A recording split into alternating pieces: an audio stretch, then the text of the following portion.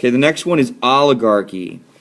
Oligarchies aren't really common.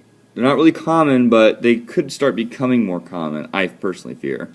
Basically, if we look at the Greek word origin, olig means the few, and archy, obviously, means power. And so it means that the few have power. And the definition that I want you to add your notes goes like this. It's ruled by a small group, usually rich elites, who make decisions for everyone. So a small group of people are making all the rules, making all the laws, making all the decisions for how that government and how that economy is going to operate. Now, a pretty good example of this is present-day Russia. Russia was communist, and I'm going to teach you a lot about what that word means soon. But after communism fell in 1989, they tried to start a democracy, and it's kind of failed. Many people argue that Russia does not have a democracy, even though they do have elections, they do vote. But what's happened is this man here is a guy named Putin, Vladimir Putin.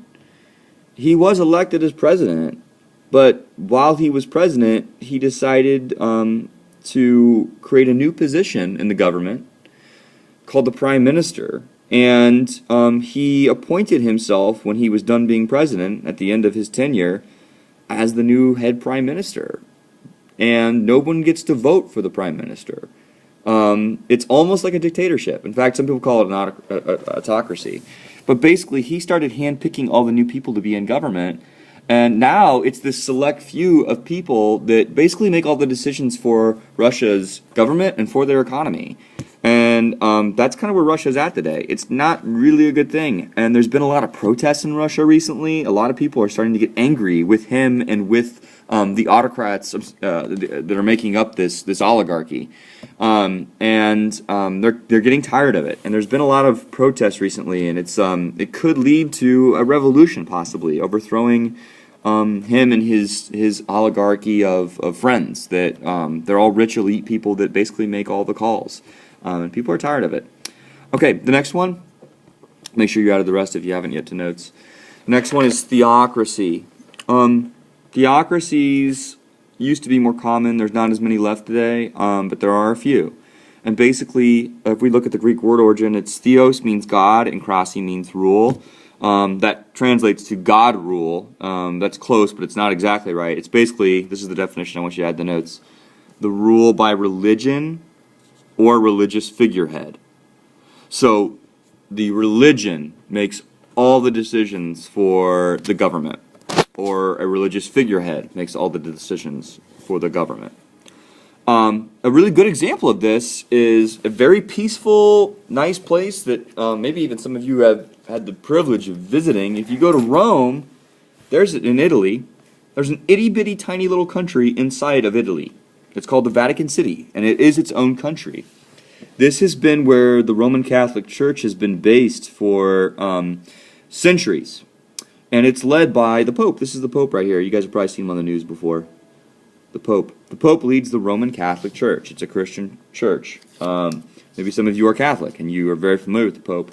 But the Vatican City is technically its own country, and it adheres to its own Christian laws. The rules of the Vatican City are based on Christianity, and they're led by this religious figurehead, the Pope.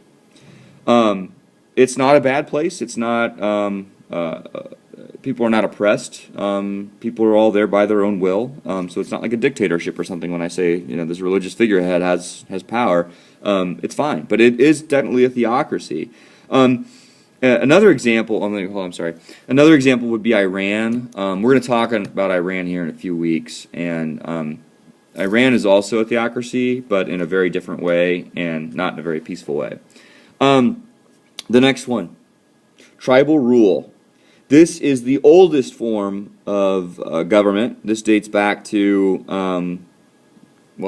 pre-civilization, before the civilizations of Sumeria and Babylon began. But basically you have rule by a chief, elder, or group of elders.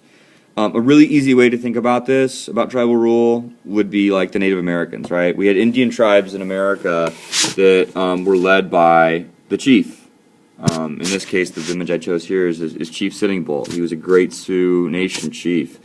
He made decisions for his tribe, for his people. He also had a team of elders. Elders mean older people, who would help make decisions for the tribe. And like I said, this has been going on for a really, really long time. It's not very common anymore.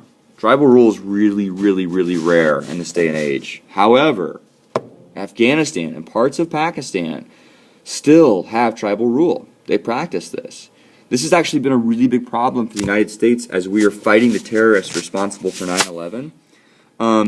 Because these parts of Pakistan and then the country of Afghanistan are so remote, they're so undeveloped, they're very mountainous. The geography of them have yielded to very little economic production and have led to very little infrastructure. These countries are, and these areas are largely still tribal. People never developed big cities like we have here in America. They still live in tribes, in communities. And these tribes and these communities are led by groups of elders that make all the decisions. Sorry, that's the wrong thing. And they get together and they make decisions for their communities. Some cases, those decisions are to support groups like the Taliban or Osama bin Laden's terrorists. And they have sided with them rather than with the the new Afghanistan government. And that's led to a lot of issues with us fighting over there because we want to try to help the Afghanistan people set up a democracy for themselves. But in some cases, not all cases, but in some cases, the tribal rule, these groups of elders that are making the calls, they don't want to support democracy and freedom. They want to keep things the way that they've been for centuries. And that's led to a lot of issues with the United States fighting over there. It's been very difficult. Okay, that wraps up our forms of government. Make sure you've added all this to your notes. And if you haven't, go back, rewatch this, and add it. You're going to need it. We got an assignment coming up.